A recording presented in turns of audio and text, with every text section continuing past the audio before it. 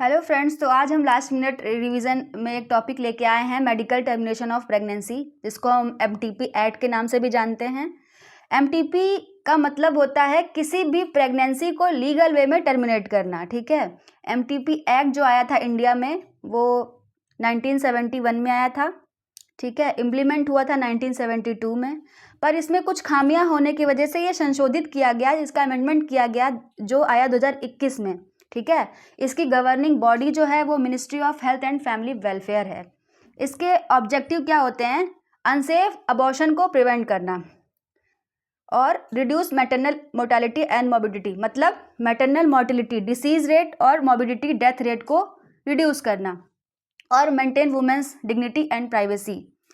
Under MTP amendment में MTP जो है 24 वीक्स ऑफ प्रेगनेंसी तक की जा सकती है, एक्सेप्ट मतलब बस कॉन्ट्रासेप्टिव फेलियर के केस में एमटीपी केवल 20 वीक्स तक की जा सकती है। ठीक है, but in case of severe congenital anomaly, अगर किसी कंडीशन में सीवियर कंजेनाइटल एनोमली है तो इसमें कोई अपर लिमिट नहीं होती है। ठीक है, इसमें मोर देन अगर 20 वीक से ज़्यादा भी प्रेगनेंसी हो गई है तो मेडिकल बोर्ड का अप्रूवल लेके 24 वीक से ज़्यादा भी एमटीपी, अगर 24 वीक से ज़्यादा भी वो हो गया है बेबी, तो हम एमटीपी कर सकते हैं। ठीक है, बस इसमें मेडिकल बोर्ड के जो मेंबर्स होते हैं जैसे गायनोकोलॉजिस्ट, रेडियोलॉजिस्ट, पीडियाट्रिशियन और पर्सन जो कि कोर्ट से असाइन किया जाता है उसकी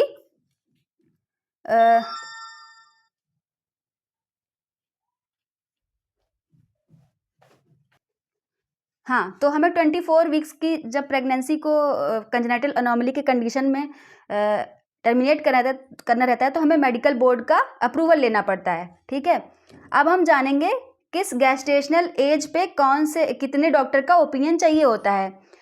तो हमारा जो एक्ट है 2021 का, उसमें गैस्टेशनल एज अगर अप टू 20 वीक्स है, मतलब 20 वीक्स तक वन रजिस्टर्ड मेडिकल प्रैक्टिशनर से ओपिनियन से काम चल जाएगा।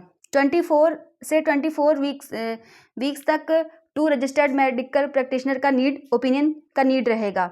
और मोर देन 24 वीक्स, अगर जो गैस्टेशनल एज है वो मोर देन 24 वीक्स हो गई है तो हमें मेडिकल बोर्ड, जैसा कि मैंने अभी ऊपर बताया, मेडिकल बोर्ड का अप्रूवल लगेगा। ठीक है, अब आगे हम देखते हैं इंडिकेशन, मतलब एमटीपी किन किन कंडीशन में की जाती है। अगर फीमेल अनमैरिड है तो की जा सकती है। इसमें मैरिज सर्टिफिकेट नेसेसरी नहीं है। अगर कोई रेप विक्टिम है, ठीक है, रेप सर्वाइवर जो होती हैं वो कंसीव कर लेती हैं तो उनका कर सकते हैं।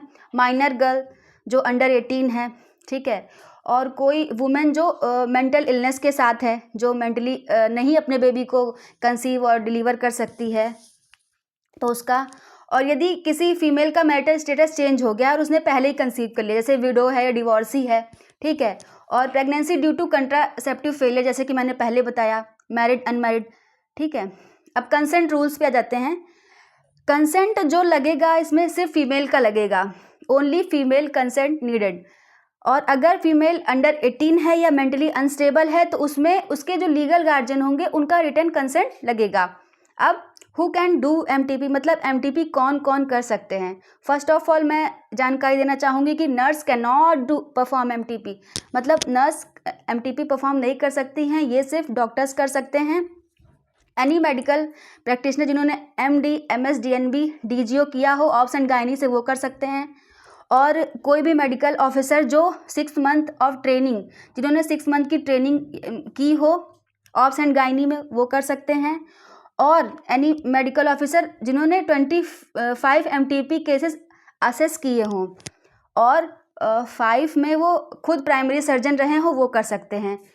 केवल एमबीबीएस विदाउट ट्रेनिंग नहीं परफॉर्म कर सकते हैं एमटीपी। अब आगे हम जानेंगे methods of MTP, period of gestation और बेस्ट मेथड क्या रहेगा। 9 वीक या उससे कम है तो मेडिकल अबॉर्शन जो बेस्ट मेथड रहेगा, ये हम ओपीडी में कर सकते हैं। मिफीप्रोस्टोन और मिफीप्रोस ड्रग का कॉम्बिनेशन होता है उसके थ्रू।